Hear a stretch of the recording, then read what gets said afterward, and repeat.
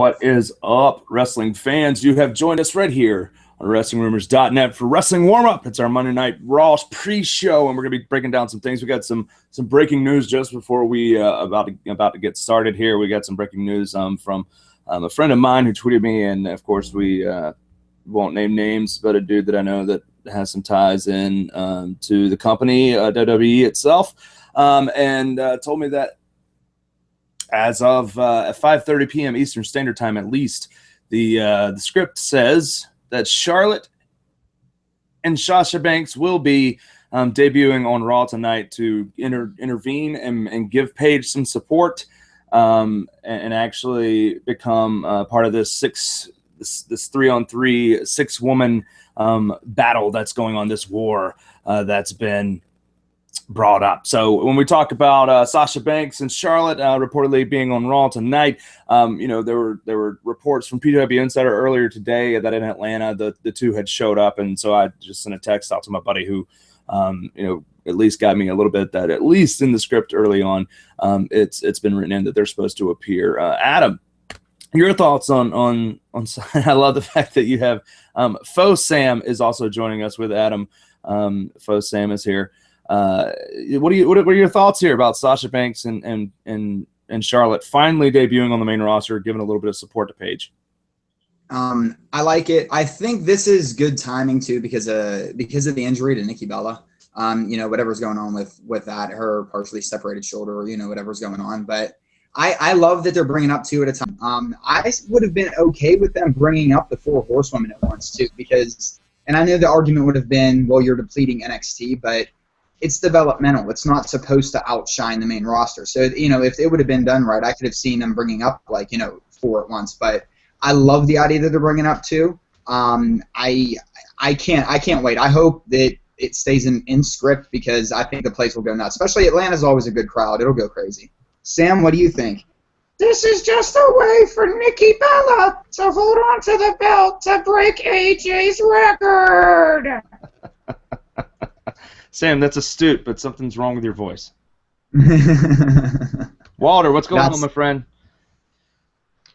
What up, gentlemen? It's been a while since I've been here, man. It's like old school Walter right now, bringing it back to the basics. I know all you're doing is missing the globe. You just missed the globe. That's it. To go old school. There's no globe behind you, which is weird. Yeah, there is no globe. I don't even know where that is, man.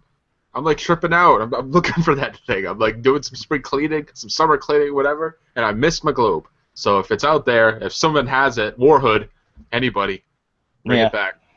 Yeah. So we're talking about Sasha Banks and Charlotte possibly debuting tonight, as we know. Got a text from a buddy. I asked him if they were backstage, what the deal was. He told me that the script at least till 5:30 tonight, which is when he sent the text, so that they are debuting tonight to get inserted into the Paige Bella Army feud. What's your thoughts on it, man? I'm all for it. I mean, we've been kind of begging for the NXT chicks to come up for so long now, and we've kind of expected this with the Paige storyline, just because it's her against 3 girls in Team Bella. So who's going to be, on Team Paige, so to speak? And they've been kind of teasing that it's going to be Naomi and Tamina, but no one gives a damn about that. So the obvious choice would be to bring up some NXT ladies, although Sasha Banks is kind of a weird choice because she is a heel in NXT, and putting her with Charlotte, a weird pairing alongside with Paige. I would have rather seen Bayley come up, but of course she's injured right now with her broken hand. Even Becky Lynch would have been a better choice because the emo, what's the look that Becky Lynch has? What's that called? Steampunk? Yeah, steampunk. Yeah, that would have been good. That would have been cool to put alongside Paige. But you know what? This is long overdue. Yeah. Oh, is she? What's she have? She's got a hip flexor injury. So I mean, this was the only thing they could do. And on the last NXT program, you saw Charlotte and Sasha Banks team up. Sasha Banks got cheered on the program. She's going to be getting cheered from now on. They're pushing Dana Brooke and Emma as the top heels, and Sasha Banks is becoming face. So it's not far-fetched as far as people on the casual fans that watch Raw are not going to know that Sasha Banks is heel. She's going to if she debuts as a babyface with Charlotte to team up with Paige, she's going to get cheered anyway. So I think that's the way they're figuring it out. I think it's the absolute right time to do it. As Adam was talking about before you came on, you've got if you do it for Battleground and there's some kind of screwy finish or whatever, something to get it to SummerSlam as well. Again, you take the title out of the picture, and you don't have to worry about Nikki Bella losing the title. She's working with an injured shoulder right now. She's got a partially torn rotator cuff in her left shoulder, so she's working with a torn rotator cuff, which means she's going to be in tag team bouts. Like, they're going to keep her in tag team bouts, and they're not going to use the title in any of her matches right now. So you've got to keep the title on her while she's injured, without a title match, working tag team bouts, and you've got this 3-on-1 thing going on right now. You've got to bring two girls to the table that can team with Paige. We've already seen the rest of the Divas roster say, we don't want any part of this. Tamina and Naomi are full-blown heel as far as Divas go, so it's hard to wrap your mind around them coming up to start supporting Paige after Paige and Naomi and Tamina have already had their issues as well. So for me, I think for sure you're going to get Sasha Banks and Charlotte here, because Sasha Banks did turn face Wednesday night. But at the same time, you also get to promote the Brooklyn show the night before SummerSlam if you have these two girls on a main roster show the next night as well. So I think it's the perfect time. My only issue is that we're a week before Battleground, and it just it seems like a thrown together bout. And why not save it for the build to SummerSlam? Although I don't know if Nikki Bella is going to defend her title at the show, if it's going to be against Charlotte, Paige, Sasha Banks, who knows? But just because we have like this C level pay-per-view coming up on Sunday, and then you're bringing up two NXT divas who everyone's been begging for the last year, it just seems kind of out of place to me. I think this actually was going to be the SummerSlam thing anyway. At least I thought this would be the SummerSlam match, and I know it is every year, but they have something like a multi-diva match, for SummerSlam. But I think the Bella injury maybe did push it up so that they could extend it more. I think with ratings, they want to get that draw in. I think Battleground, I think you're right that maybe they're pulling the trigger a little early on it. But I think too, at the same time, this is more of, it seems like has less to do with the championship and more to do with the changing of the guard from what the new Divas division is going to be. Whether it goes back to being called the women's division or just a new style, or maybe they keep it, they completely ruin these women and they get up there and they're back to just being divas or whatever. But to me, it seems like this is what they want the Divas to be, or the women wrestler to be, versus the old style that they were. Yeah, and I agree. I just this is the report that we have is that they are backstage. They're supposed to debut. They were supposed to come out last week and start all this junk up. At least that's what Dave Meltzer said in the Wrestling Observer newsletter this past Wednesday, that they were at the tapings. There were other divas there as well. Becky Lynch was there getting a little bit more work, doctors to look a little bit more closely at her injury, and of course there was Sasha and Charlotte. So they're there again tonight in Atlanta. Should be a very good crowd. Should be good. I think as far as is it rushed? I don't know, because I don't know where else they could go, or how many more weeks you could go with the commentators consistently saying throughout the entire match, no matter what the match is, whether it's a Fox or Brie or some form of double team going on, where the commentators are consistently saying, what is Paige? Like, there's no one helping Paige here. Someone has to help Paige here. She has no one on her side. There's no allies for her. There's nothing going on. So it's one of those things where I don't like. There's nothing else they can do other than finally give her some allies. Like, you can't keep stringing it along like, whatever here. This is going to be ridiculous. So that's where we are with that. With that going on, I'm at a loss at what's going on right now, because stuff's happening right now in my room. I don't know what's really happening. It's really kind of distracting. On to other news for Raw. Goldust is, or not Goldust, excuse me. Someone's asked about the status of Cody Rhodes and Stardust. Stardust is appearing on Raw tonight, right back to where he was before. He'll probably get cheered instead of booed. They kept him off for the last month in hopes that he wouldn't get cheered upon his return. But they just, Cody just tweeted out a picture of himself in his Stardust garb, looking at his father's boots in the locker room, where you have him saying a quote from Dusty himself that says, "Finish what you started, kid." Very awesome tweet from Stardust, and then of course WWE literally a minute and a half ago tweeted out that Stardust is competing on Raw tonight, and they do a preview for his bout. So we are getting Stardust back, which is pretty cool. I love the Stardust character. I know we've had people in our chat rooms consistently say they wish that Dusty, that in honor of Dusty, that Cody would come back. But at the same time, Stardust is coming back as Stardust tonight. WWE has confirmed it, and I expect a huge reaction, especially in Atlanta for a Rhodes boy. Yeah, and he used to be booked from Atlanta too on the show, wasn't he? Yeah. Okay. Because that's where they live. Yeah. I think this, and let me get your opinion on this. Do you think this pretty much, especially with the reaction, he's going to get a huge pop tonight? Absolutely. Do you think this is going to get him to where he is pushed towards that Intercontinental Championship maybe sooner than later? I think he needs to hold it. I think he's obviously excellent in the ring. Cody's always been excellent in the ring. I think that we're going to get some good stuff from him. He's been in the IC title hunt. They removed him from the IC title picture so he could do this feud with Stephen Amell, which Stephen Amell is still teasing on social media. So I don't know if they're going to, the finish what you started, kid, if that gets us to Stardust versus Arrow at SummerSlam or not. But we're going to see some more concrete evidence of what's in store for Stardust tonight. But I totally expect at some point down the road that Stardust will hold the IC title.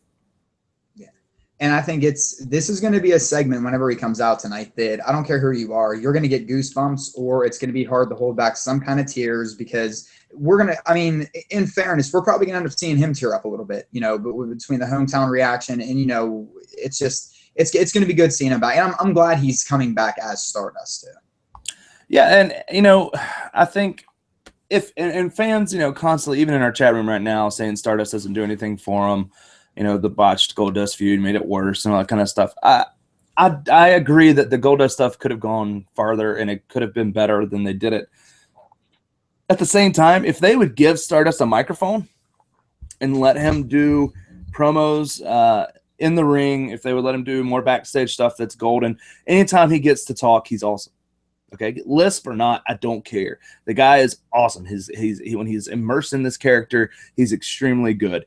You can go back and watch any interview that he does with anybody. It doesn't matter, as long as you can watch him on a live interview, on a live broadcast, such as like when they did WrestleMania Row and leading up to WrestleMania 31's IC title ladder match, Stardust and everybody else was doing a row of interviews with a bunch of different outlets. You can go back and watch all those on YouTube. He is phenomenal. If they would give him time to connect with the crowd with a microphone, he would get over incredibly better. Goldust's whole road to success from starting in 1996 started with him doing vignettes and promos where he talked. Like that's the whole disconnect with the Stardust character, is you just see him work and he's super weird. You gotta allow him at least do some vignettes where he's talking. The backstage stuff that he and Goldust were doing beforehand was good. And I think that they just need to do more of it. And we need better promos and more promo time for a character like his. Obviously, look at the match they had with Cena for the U.S. Championship a month and a half ago. It was phenomenal. It was a great match, and I think no one discredits Cody Rhodes for his in-ring work. It's the fact that you can't connect to his character because they don't give him time in the ring to talk. Right. And Doug, do you think that if they gave him, whenever he did the Sam Roberts interview, which I do think was WrestleMania 31 week, and he was basically in character. I mean, it was a really, really good one. And he kept pretty much in character the whole time. If he was able to do that on a microphone on a week-to-week basis, he'd be so over it wouldn't even be funny. Because there would be a connection with kids. There would be a connection with a slight humor with adults. Women love Cody Rhodes regardless. Let's face it. No matter what they put him in, women are always going to cheer for Cody Rhodes. Stardust, obviously, they're still going to cheer for. Yeah, and I think it's it's what's been lacking for mid-carders is time to talk and time to build character connection with the WWE universe. They need time on the microphone. They need vignettes of them, talking. I mean, they need to do a vignette with him dressed up like Mr. Sinister, like he does, and cut a promo on Arrow in a vignette and do those vignettes just like freaking. How many other Bray Wyatt promos have we seen backstage? Do a lot with Stardust. I know this is apples and oranges because the characters are two completely different, but think about it this way. If we don't have those Mr. Perfect vignettes leading up to his debut, exactly, he is a bland character, and I'm not, and that's my favorite, my first favorite actual like wrestler worker talent, like in that, fashion. Mm-hmm. But without that buildup of who he was, how he was coming in, and then, piggybacking, we never had that with Stardust. So it is a gimmick that I can see it working because it does blur that lines of comic book and the insanity. It's another Bray Wyatt type of deal. It's interesting. It's fresh. It's unique. Right. And his music's killer, his entrance is killer. Like he's got everything that he's got his catchphrase, like where he does the riddles. He does his own little finger, high five. He has the gloves. I mean, the guy, he's got everything set for him as far as presentation and delivery and all that kind of stuff. They just need to give him time. And that's just, you hit the nail on the head with Curt Hennig. If Curt Hennig just came out and wrestled for the first, if Goldust just came out and wrestled, no one would get behind him. And that's the same thing. Like if Curt Hennig came out and called him and they called him Mr. Perfect, and he just walked through the curtain and was throwing his towel around, hitting his gum and hitting fisherman suplexes and called himself perfect. And then you never got to see examples of him talking with the mic. You never saw the vignettes of him nailing a perfect spiral and making a 3-pointer on the first throw or from the half court line or from full court, anything like that. Like, a perfect putt from 18 feet away. If we didn't see those promos, there's no character involved. And so that's the issue. You need to have character. I mean, and Jazz has a good point right here with Alberto Del Rio in the same fashion. They just came out and tried to build his character up as far as the aristocratic Mexican who has all these cars and all this kind of stuff. But there should have been promos to build him up. Like there were a few, and it was like, but it wasn't enough.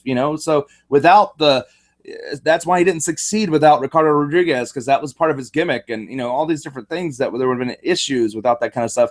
Stone Cold Steve Austin, Randy's bringing that up in the chat room. He had to have mic time. You had to get that character over. Obviously, the ringmaster wasn't working before. They had to start giving him mic time when they realized, oh, this guy can talk. Okay, let's do this. I don't know why they're not allowing him to do so.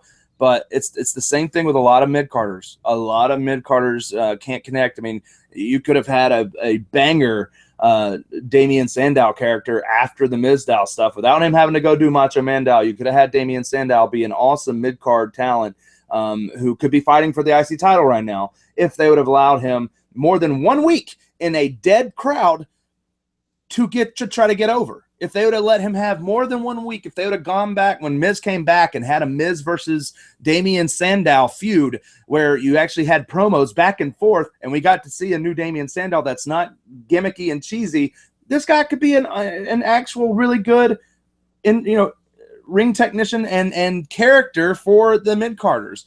Cesaro, bless his daggum heart, can't talk. Like, that's the problem with him. The guy's a main event talent, can do things that no one else can do. We saw it this past week on Raw. He had the match of the year with John Cena. I liked this one even better than the one the week before.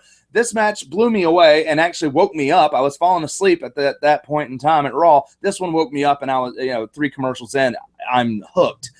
Amazing. Can tell a story in the ring like nobody else. Can do things like nobody else. He does not have the confidence to cut a promo live in front of a ruckus crowd like we had last week. He cannot do it. Chicago was all about Cesaro because of his in-ring work, and it begs to say, if they hadn't I think they ruined that thing a year ago too, putting him with Paul Heyman, who can talk, but they tried to squash the fan favoritism of him and make him a heel, and it didn't work.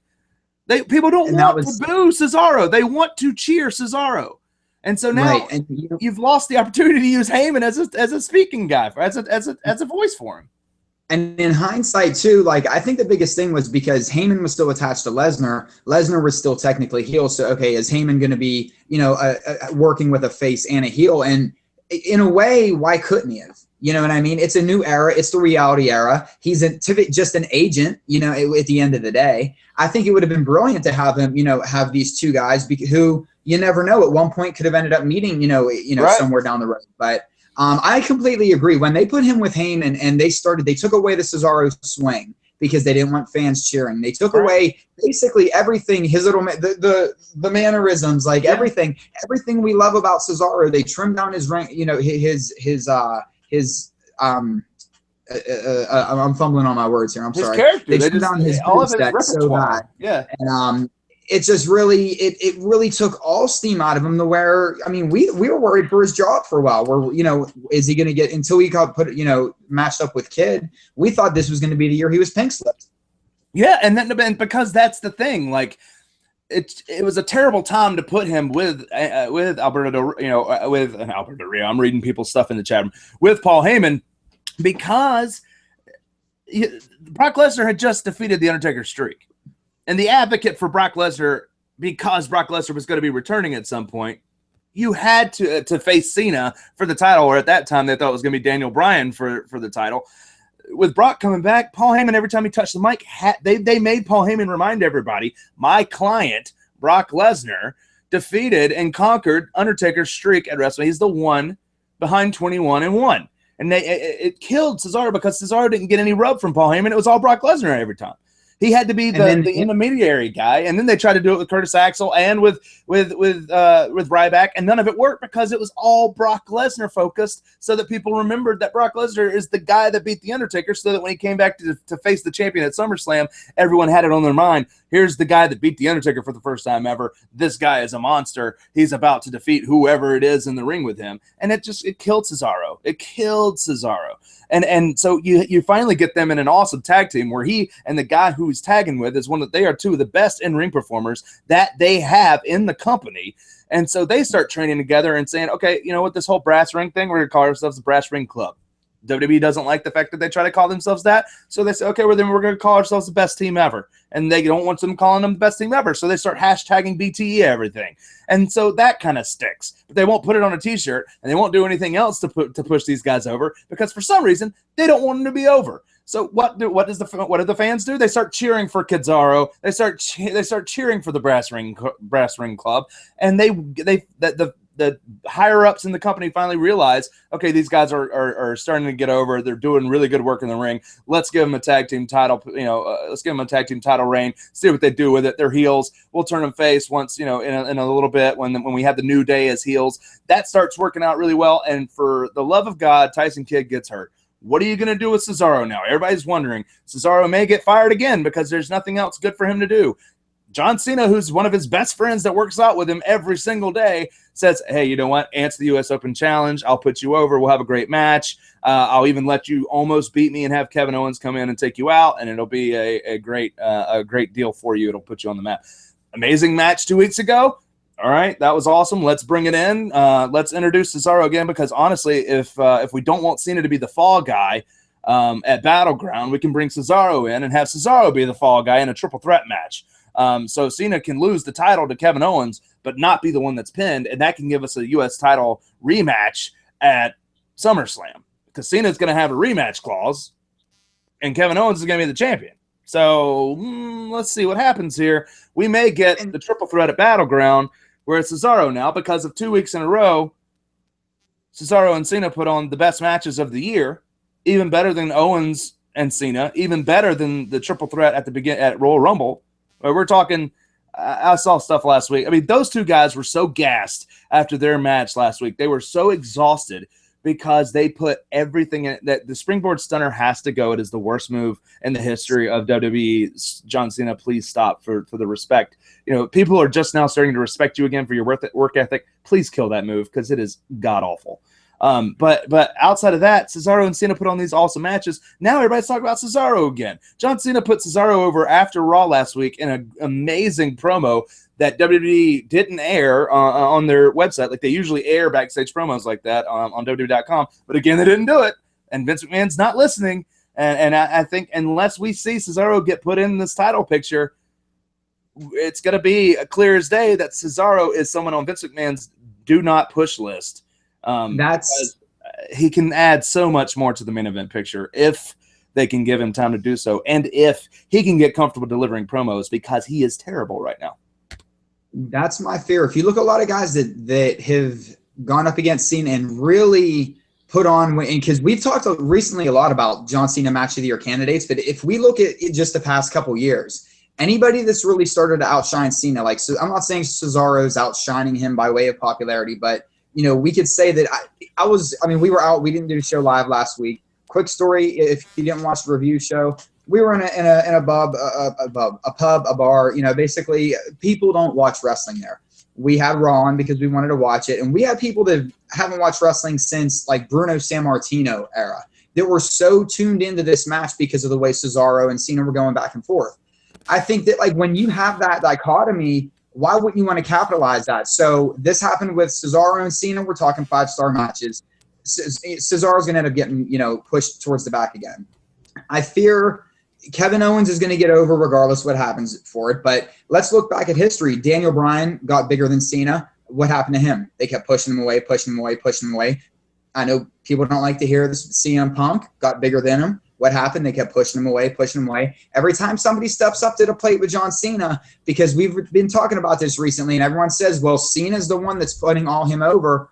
Well, then how come Cena's not always having these 5-star matches? It seems like he's having these 5-star matches with a lot of people that the IWC has always been promoting. And as soon as if it's the IWC that's promoting them and not WWE, then they basically make their road harder they make their road to success harder. Yeah, but I agree to some of that, and then some of it I don't, because it was the IWC, it was the fans that made Daniel Bryan a success. I mean, Daniel, like what you said, the higher ups were pushing him away and away and away. Fans made it a success. CM Punk, right? I mean, the fans do have a voice. So the fans, being as influential and as powerful as they are, could make Cesaro the next freaking Daniel Bryan if they want to. The Triple H is big on Cesaro. Vince McMahon is not, is what we've always heard. So I think that if you look at the facts here, Cesaro should have been main eventing SmackDown after such an amazing main event on Raw, and they had him work in main event. Like he is you won't even see his match for 30 days. Like that's where he went after that amazing Raw match was, all right, let's make him main event, and he'll work Luke Harper. And Luke Harper tapped out to him. Luke Harper. Big old Luke Harper tapped out to Cesaro. That's impressive. You won't see it on SmackDown. You'll see it in 30 days on WWE Network because it's main event. Tonight, we'll see what happens. I fully expect Cesaro to get added to this Battleground match, if not for anything other than to take the pinfall from Kevin Owens on Sunday so that Kevin Owens can get a championship. And that will extend this awesome feud that we have with Kevin Owens and John Cena to SummerSlam. And I fully expect that to happen because other than if you don't extend Kevin Owens and Cena to SummerSlam, what does either man do? What I was thinking the same thing, because I thought, okay, maybe they're going to insert Cesaro just to kind of get Cena out of the way to maybe try to put Cesaro not over, but put him in a marquee match against Kevin Owens at SummerSlam. But then I don't know who else would you put Cena against? Cena Owens I think has to happen regardless at SummerSlam. So putting Cesaro in this match, I see why they're going to do it if they're going to do it, but it's just going to kill his momentum. And I don't know. It has to be Cena Owens at SummerSlam. It has to be. And then I don't know where you go with Cesaro. I really don't. Maybe Sheamus. Well, but I don't. I think we're going to get more than one Sheamus Randy Orton match, which was confirmed earlier this afternoon that Sheamus would be taking on Randy Orton at Battleground this Sunday. Where that, whether it's a one match program here at Battleground and then the two do something different. But again, you have 4 weeks after, or almost 5 weeks after Sunday to promote. It is 5 weeks there's 5 weeks between Battleground and SummerSlam. So you have 5 weeks to build these programs for the second, what should be the second biggest show of the year. It's your WrestleMania of the second half of the year. So with knowing that we're going to get, Lesnar, and knowing that there's likely, big big speculated match is going to be Triple H versus Seth Rollins to get Triple H into a SummerSlam match. You got to have some big matches on the SummerSlam card. You're in New York. You're doing a three-night stint at the Barclays Center. We already know Kevin Owens is going to be facing Finn Balor for the NXT Championship on Saturday night. And then you're going to have likely Kevin Owens versus John Cena. Maybe it's a triple threat again. I don't know.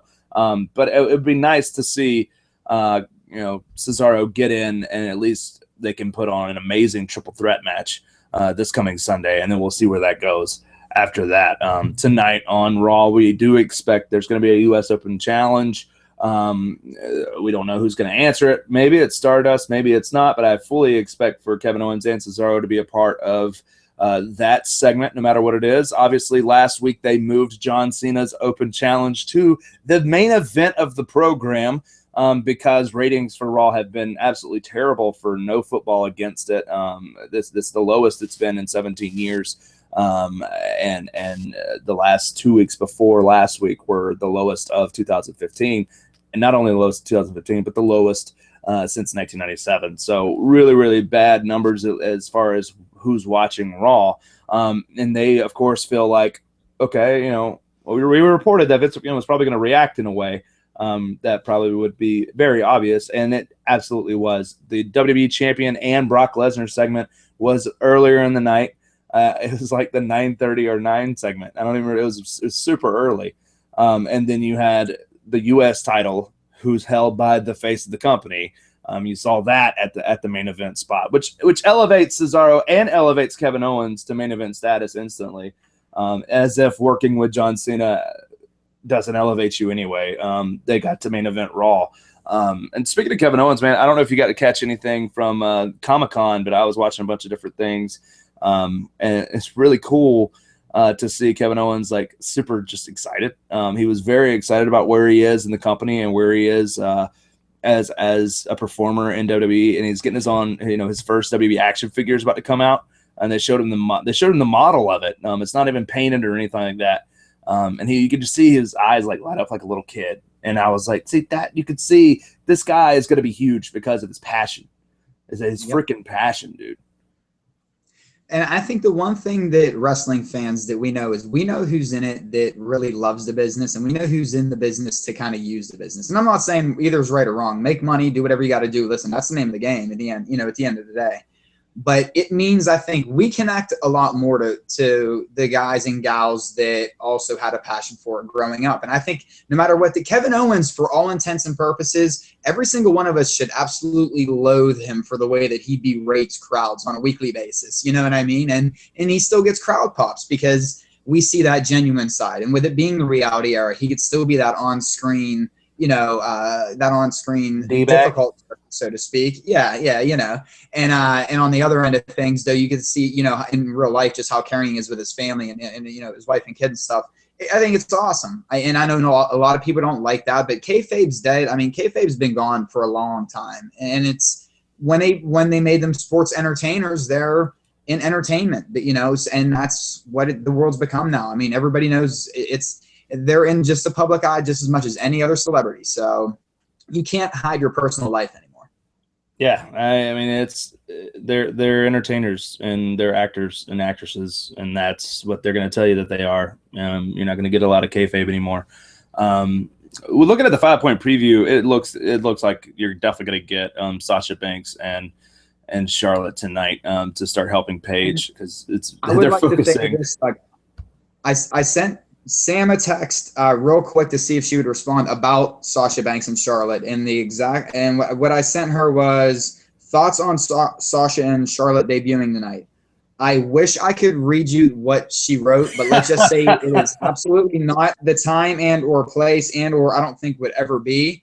But expect one very excited young woman on the post show if in fact and not on the preview.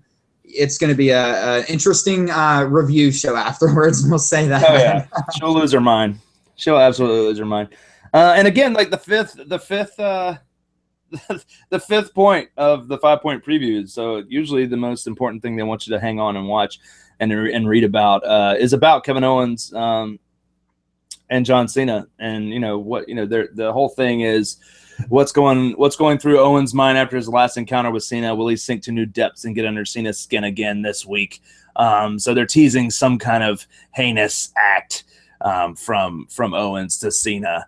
We'll see what happens there. But also that they're previewing Roman Reigns and Bray Wyatt still. What's your thought about this program? I think it's done good things for both. It's it's very similar to all the other Bray Wyatt programs, except for the fact they've brought in the pictures, which is a nice eerie touch. He's hitting on Roman Reigns' daughter, which he hasn't been able to attack someone's family yet. I think it's been probably one of his better runs at this kind of a program. As far as Bray Wyatt's part goes, it's brutally obvious that Roman Reigns is going to destroy Bray Wyatt on Sunday. I think it's very obvious that that's going to happen. He hasn't had an upper hand in this program yet. It's unless they're reverse building like they did with Lesnar and Undertaker. I don't understand. I think that it's going to be very blatantly obvious that Roman Reigns goes over Sunday over Bray Wyatt. But to your comment about Kevin Owens, I think one of the issues with fans and Roman Reigns, even though he's getting cheered a little bit more now because he hasn't been forced into the title picture as much, as fast as everyone thought he would because of everything that happened earlier in the year. I think it's people don't see the passion or the drive or the desire to be there from Roman Reigns as much as they do from guys like Cesaro and guys like Kevin Owens. And I think the fans connect to that and they can sense it. They know that he's there because it's something that if you watch any documentary about him, I played football. I couldn't play football anymore. My family's in wrestling, so I got in wrestling and now I'm doing it. And it just doesn't seem as passionate or as connected to, previous eras of wrestling as much as these other guys do, and he's not as gifted in ring, and he's not as gifted on the mic, and so it doesn't connect as well. And I think the biggest thing is if anybody that watched the Shield documentary, what was it called, the not the self-destruction of the Shield, or the deconstruction of the Shield or something. Yeah, whatever it was called. There was one quote that stood out to me that said, he said, I'm not here to learn 10, 15, 20 moves. I'm here to get to the top as fast as I can. Right. And, as a professional wrestling fan, that's like the backhand slap across the face. That's basically saying, I'm here to make money. I don't care about the fans. So in that manner, that's why he's never going to work, I don't think, is this super package. Now, I do think that this program is helping him out. I think it is showing a different side of him that we've never seen before, but it's still not believable because in the reality era, he doesn't give off the type of person that really wants to be there other than make money and probably go into movies like his cousin or his uncle, whatever they are. Cousin. Yeah.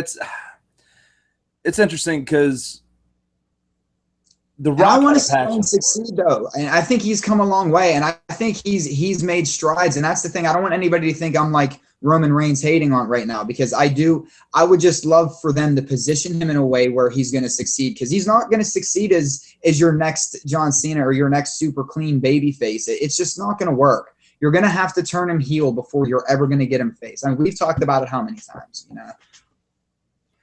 Yeah, and just to say something, macaroni salad, they're not jobbing Bray Wyatt out. You can say that that they are, but the man's he's not just jobbing. Okay, he's destroying people on television.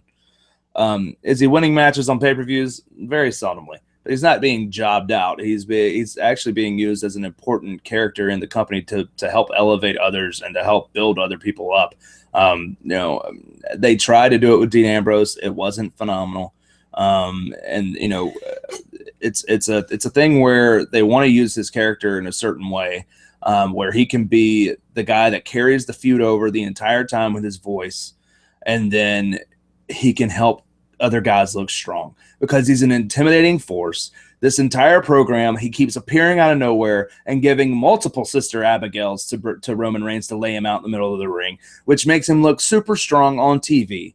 It's the classic way that heels and faces have been booked in wrestling for 100 years. The heel on television gets as much heat on them as possible by looking as strong as humanly possible and talking their ears off and making the fans say, okay, this guy is intimidating and very strong. And when our babyface beats him, then he'll look stronger. And that's how wrestling has been booked forever. He's being used as an attraction piece, like P. says in the chat room. He is an attraction. He is a poet and an entertainer that tries to drive fear into the opponents that he interacts with.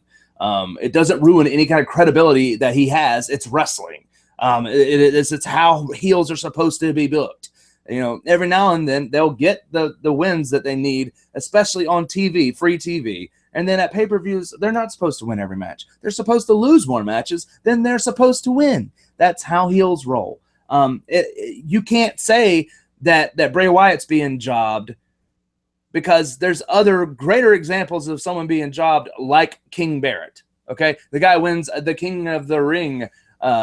Absolutely, you know, the King of the Ring title that used to be something of worth, you know, of some sort of worth. Now it's nothing. You want to talk about somebody being jobbed out? It's King Barrett. He's gotten one win in how long?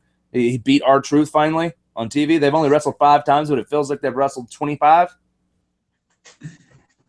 There's nothing wrong with Bray Wyatt. He's interesting. As soon as you see him, you still do this to tune in and really pay attention to what he's saying, because you want to try to figure it out. And here's the thing about Bray Wyatt. And the thing about Bray Wyatt is that, yeah, maybe he's not winning at pay-per-views, but he's winning every single Monday night or every Thursday night that he's on TV. Because unless there's one of those match of the year candidates that we talk about, or maybe Paul Heyman's on the microphone, nobody on the sticks is better than Bray Wyatt right now. And I think that his character is so unique. He's not a guy that you can put in a championship hunt right now, or he's not a guy that I would even want in a championship hunt, because he's a guy that should be elevating people, like you said, into that championship level. Because I feel like Bray Wyatt's character right now transcends the WWE championship. I feel like his character, there's just something bigger about it. And I feel like he's so it's like when Undertaker first came in all over again. You know, I mean, Taker didn't need the belt. He was bigger than the belt. I mean, you know, or the title, I'm sorry. And I just don't think Bray Wyatt has to be looked at as a guy that needs to win matches. He wins every single time he's on camera. He never disappoints, ever. Yeah, no, I mean, I would say there's probably 5 guys in the company right now that you listen to. You stop and you actually listen to. John Cena is one of them. Whether it's repetitive or not, if he gets a fire behind him, then he can actually cut a meme promo, and it's awesome. I don't care what you think of me saying John Cena is one of the guys on the mic that you listen to, because guess what? It is. He is, and it is. That's the case. It is. Paul Heyman is the god among men when it comes to cutting in-ring promos. He's amazing, and you're never going to not listen to Paul Heyman talk. You're always going to drop whatever you're doing to hear what he has to say. Bray Wyatt is the same way. You're going to stop and listen. I don't care if you think his words are empty or not. You're going to listen to every single word he says. He's going to leave you hanging to see what he's going to say next. You're going to listen. Kevin Owens is one that people want to listen to. When he grabs the microphone, you're going to listen to him. And it doesn't matter whether you like it or not. And the other one is The Miz. And I don't care what anybody thinks of me saying that either. But the guy is amazing on the stick. Last week when he's commentating the Big Show and Ryback match on the outside with a microphone, getting in the ring and jawing at them with a microphone in his hand, that's the best thing The Miz does, is talk. So there's 5 guys there that you're going to shut up and listen to, whether you like him, whether you hate him, whether you respect what they're saying, or you don't think that they have anything to say, you're still going to listen. And that's why promos matter so much in professional wrestling. And that's why Cesaro isn't getting pushed, because they know that he can't cut a daggone promo. Doug, real quick, speaking of Miz, did you hear what Miz said during commercial break to the crowd last week that really got the Chicago crowd chanting Cleveland sucks, or whatever they were chanting at him? I guess whenever they were chanting please retire at Big Show, Miz, you know, when he had the mic, he said, oh yeah, please retire. I guess something along the lines of how cute, coming from a city that cheers Derrick Rose. So I thought that was somewhat funny for how many injuries Derrick Rose has had. So Sorry, any Bulls fans out there, Josh Lopez. But it's a funny joke. I'm sorry. It's very funny, and then I love the fact when they're It's good heat. It's good heat. I love when they're chanting, Cleveland sucks at him, and he's like, "I'm from Hollywood." Right, and well, that's what triggered it. Is when he made the joke about Jalen Rose, about Derrick Rose. That's what triggered them to start chanting, Cleveland sucks at him. Oh yeah, it's hilarious. I loved every minute of that. Before we go, JBL's Dragon Ed calls asking me what I thought about Titus O'Neil at the booth on Monday night. Titus O'Neil killed commentary on Monday night, and I loved that Jim Ross gave him a nice little throw up and a shout out in his blog Tuesday after Raw went off the air, because it was amazing. He destroyed JBL. It honestly, it made me think, well, they're going to lose the title Sunday, because Vince McMahon's going to hate the fact that Titus O'Neil just one-upped JBL, who JBL only says what Vince McMahon tells him to say. Titus O'Neil destroyed him, and the back and forth was incredible. What? Yeah, while he's destroying him, he's telling him about it. Like, I'm doing your job better than you do it. Why don't I just stay out here the rest of the night? I honestly feel like whenever he's done wrestling, put a headset on him. He'll be better than JBL. He'll be better than Booker T. Yep. Yeah. His charisma's off the charts. Regardless, that he's somebody they need to hold on to, because the things that they'll be able to do. And I can see him being a singles competitor later on down the line. There's something special with Titus O'Neil. I really think there is. Yeah, I do too. And for the people that are saying The Undertaker wasn't over until WrestleMania 14, you've lost your freaking mind. They built SummerSlams and Survivor Series and a bunch of in your house pay-per-views and stuff around Undertaker.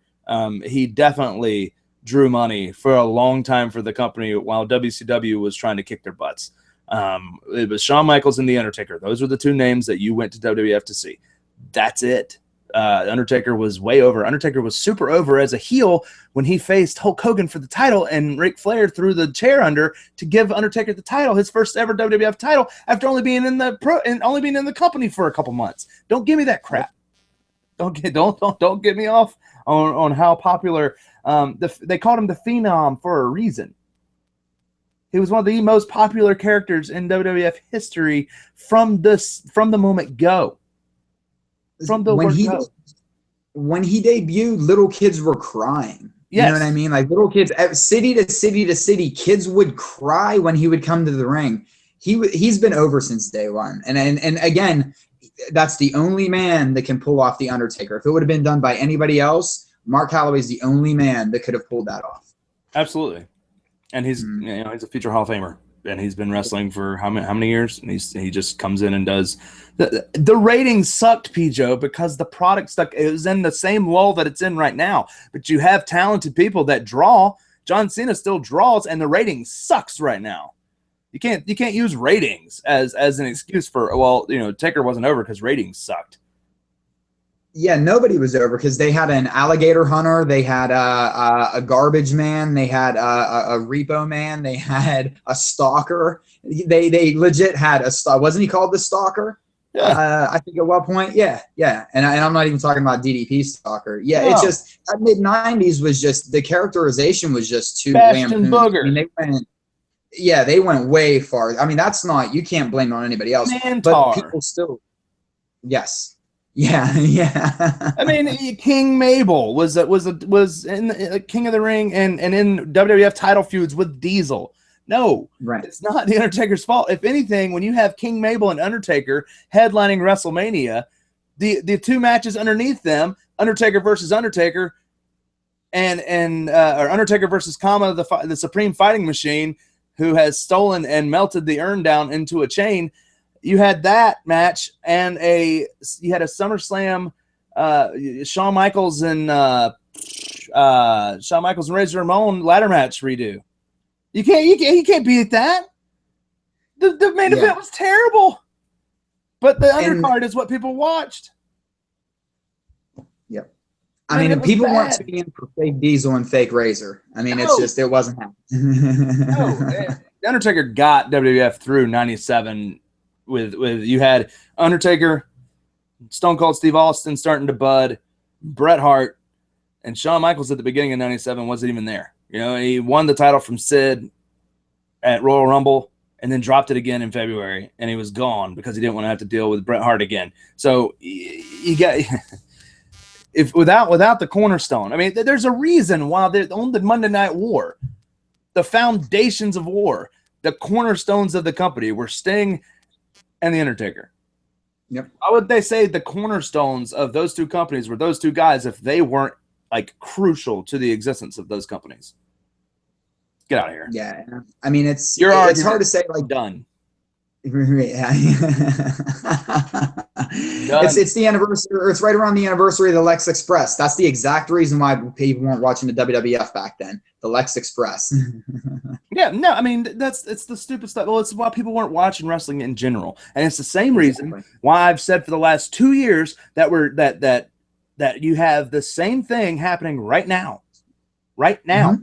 You have the same thing happening right now. The reason ratings are down is because over the last 2 years, and actually since 2008, the company has shifted back into that genre that they tried to create and keep in the early 90s between WCW and WWF. It didn't matter. Either both of them were putting on the same crap PG show, and until they started getting attitude in it and getting the other demographic of the 18 to 35-year-old into it, hardcore into it, with different characters that were more real and storylines that were more real, that's when it exploded again. And until you bring back something that will rejuvenize the fans' experience and make them feel like this is something they have to watch, this is something I'm really interested in watching and that I can connect to, you're going to have the same crappy ratings and you're going to have the same crappy quality. But yeah, you have a midget in a bull suit and his name is El Torito, and you're trying to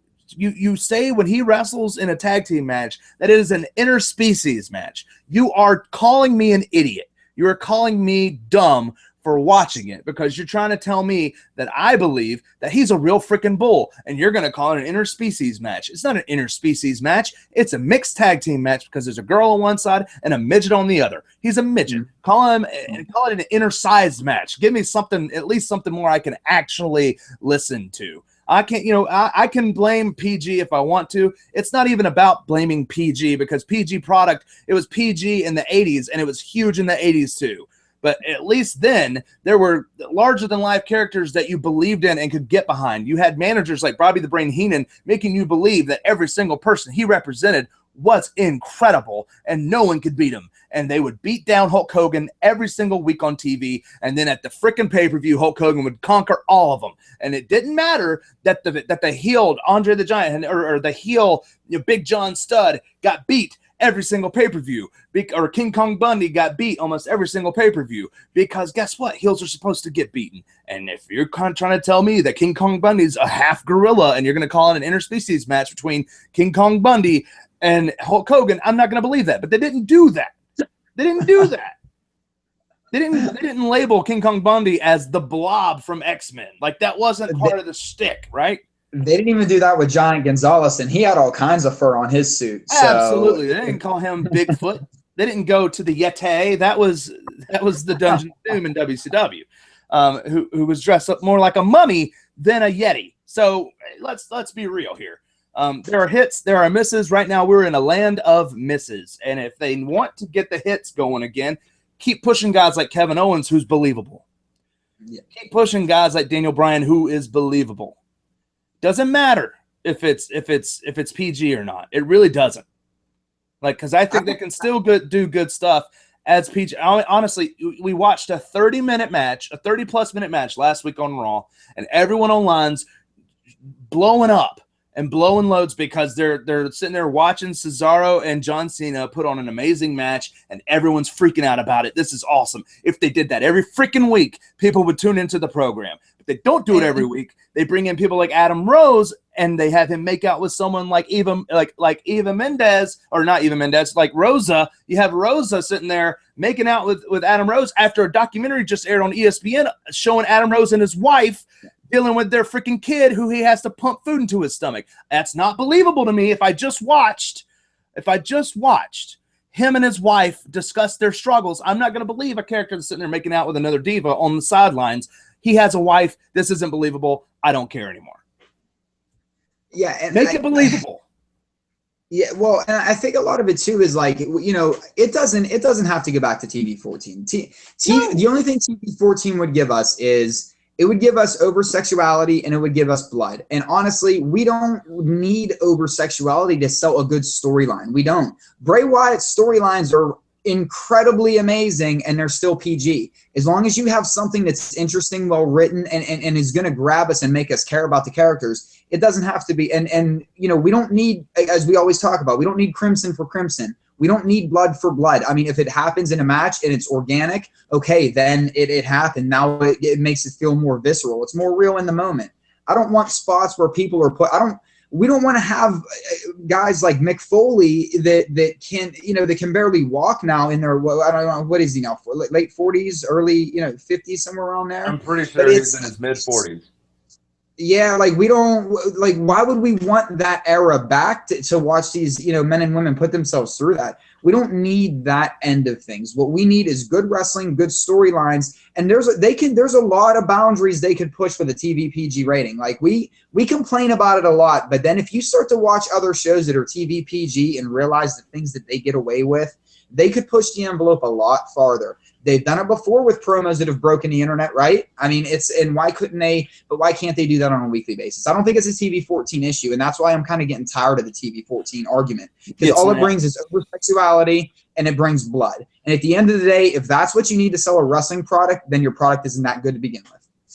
Yeah, no, I mean, honestly, it's a creative issue. I've said it from day one. It's how people are booked. It's because they're having to script promos because, God forbid, something's not so PC, something's not. I mean, for the love of God, if what we read and what we heard last week about Vince McMahon not even wanting the term backbreaker to be used on TV anymore, if that's something that can't even be said, if they can still do a backbreaker but have to say it's knee to the spine, which sounds even worse than saying a backbreaker. Which is a pro wrestling term that's been around since the freaking 1890s. You're going to say that you can't use backbreaker anymore. It doesn't matter. Yeah, no, if he's literally, you know, it's a long freaking show. It's 3 hours.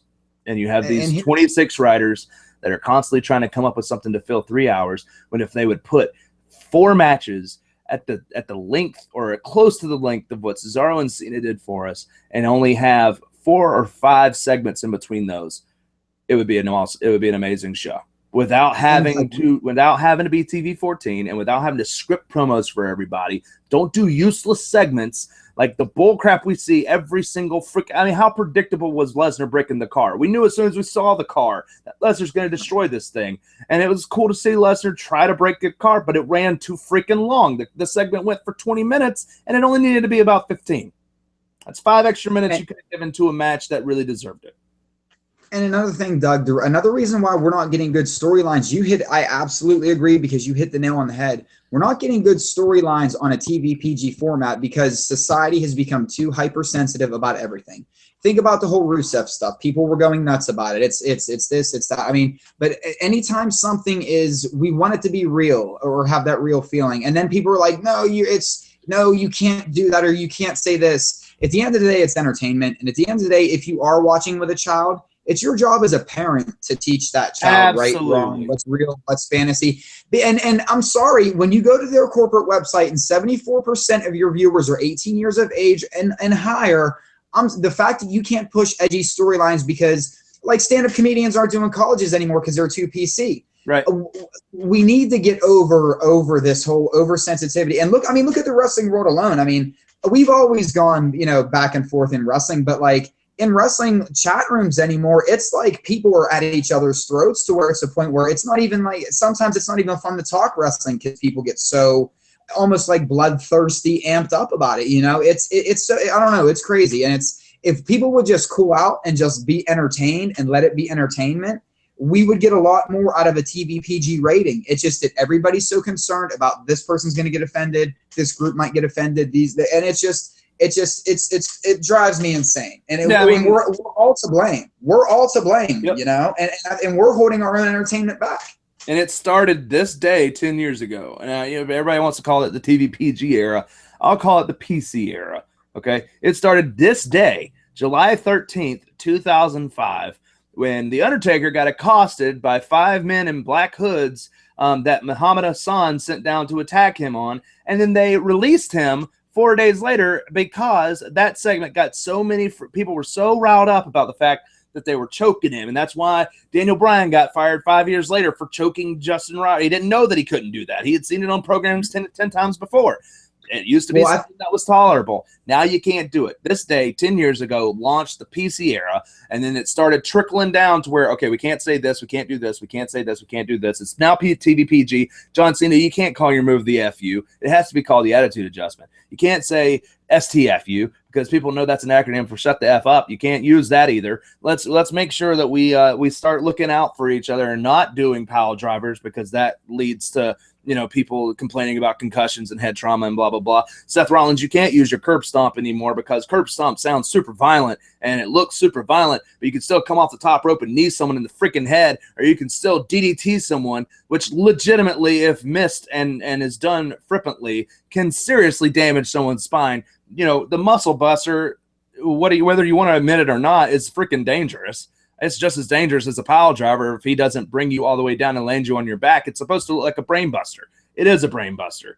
I mean, the reason why I was shocked on July 4th when I saw Finn Balor pull out the Bloody Sunday DDT and drill Kevin Owens with it, because it is an elevated DDT that you haven't seen used since Edge used to do it. Gangrel was probably, honestly, I'll give Gangrel credit for all of this. The even flow DDT from Raven, awesome. The standard DDT that we used to get, just the nasty slap on the back and drop him from Jake the Snake Roberts, was awesome. The Rock's little spin around crucifix DDT that he would do was awesome. Shawn Michaels did the same thing. Those DDTs, awesome. I'm with Stone Cold Steve Austin and say, why does everyone have a version of DDT and no one ever gets the freaking pin with it except for Dean Ambrose? Like, why? Right. Why? Right. The Dirty Deeds is probably the weakest looking DDT because it's a double arm DDT. You didn't see, without Sweet Shin music, as Dude Love, you didn't see Mick Foley win matches with the double arm DDT. It didn't happen. It was you rarely got to see that.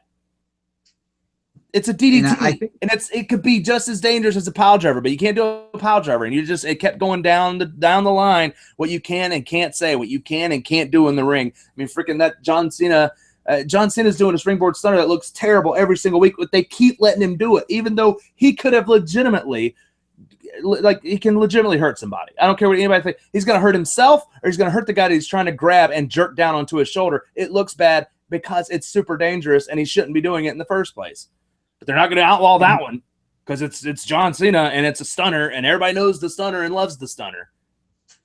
And I think another thing too is, if you think about it this way, like you said, the Hassan character got UPN basically. I think it was still UPN at the time. They went to WWE and said, we're not airing this character anymore, and that's what led them to pretty much just force him, Hassan off TV. And then let's look a couple years later, they were going to start getting edgy again. Vince McMahon blew himself up in a limousine.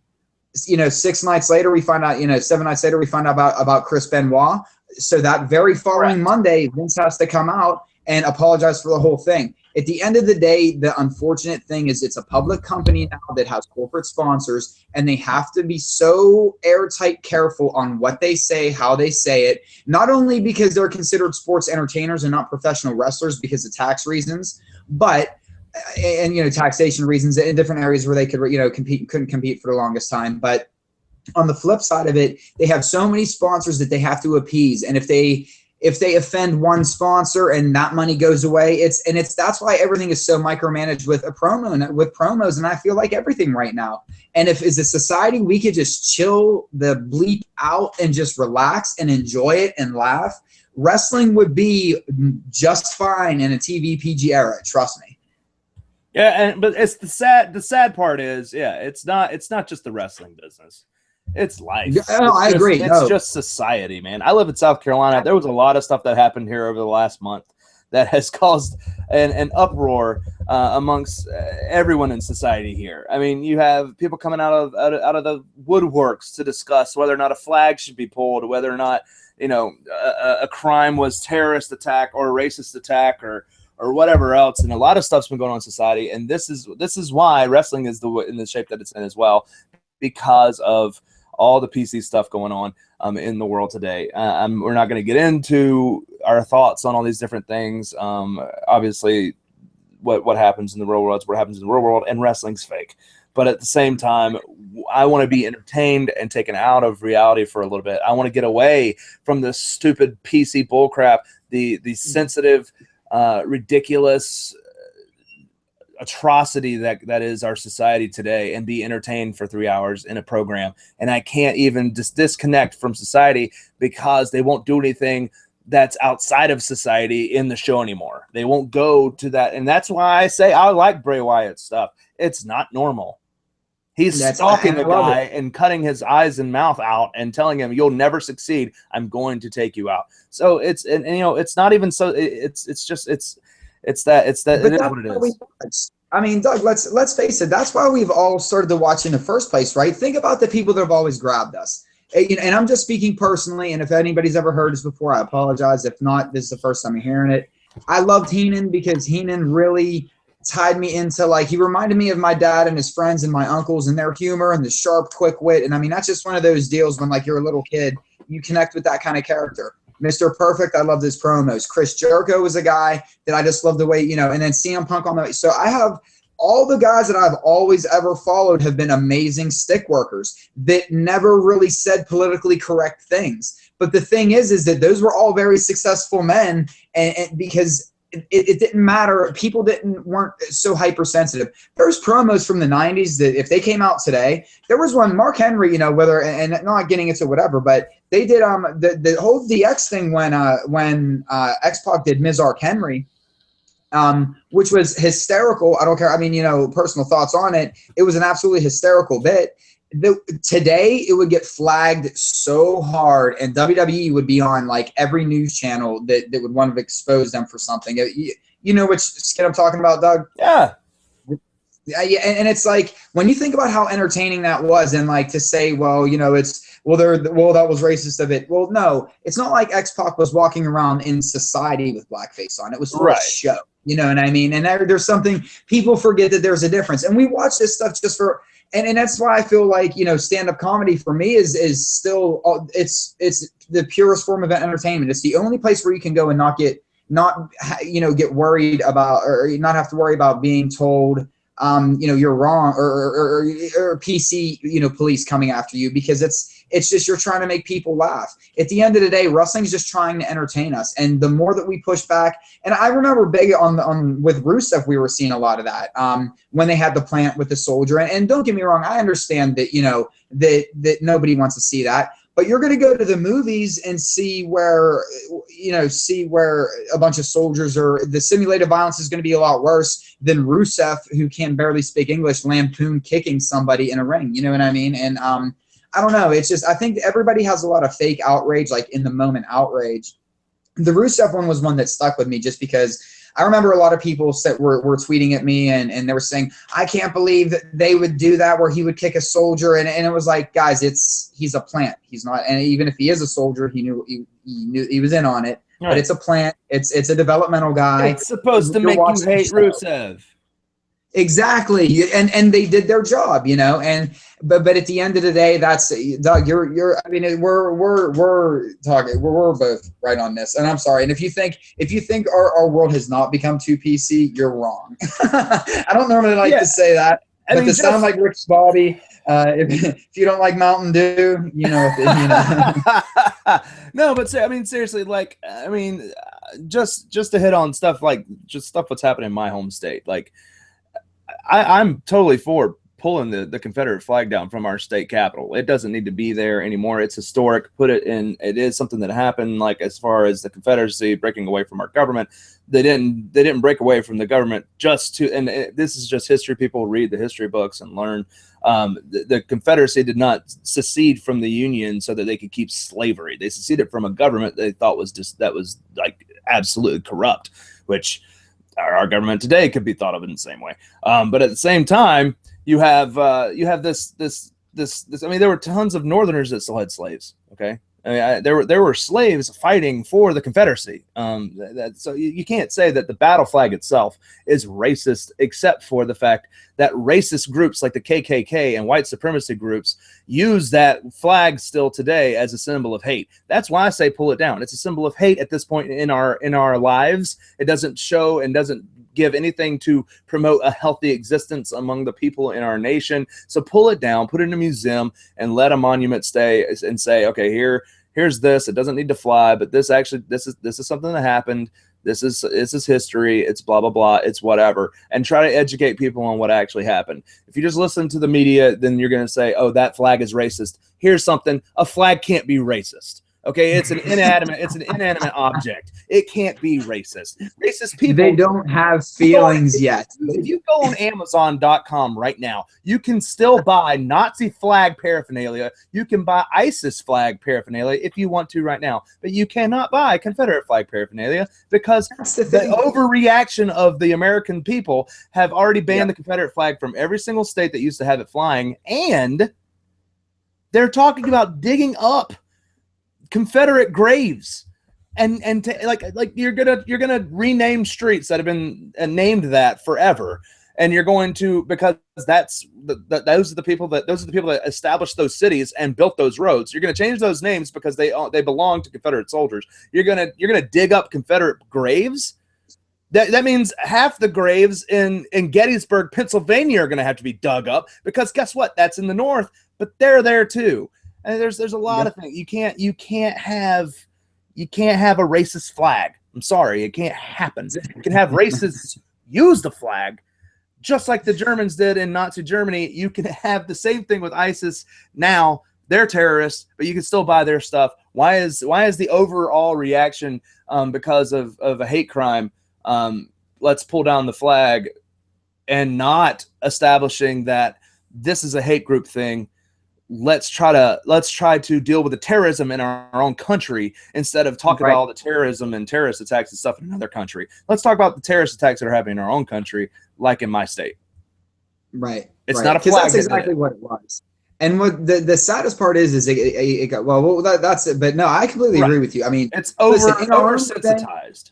Everything's it's oversensitized, because it's like we all have our. I mean, we all have our own opinion, and we love that we live in this country where we have the freedom of speech. But as soon as somebody's telling you something that you don't want to hear, all of a sudden they're wrong. Right. And we've become so instantaneously defensive too. So that we live in such a defensive world. We think that everything is about us.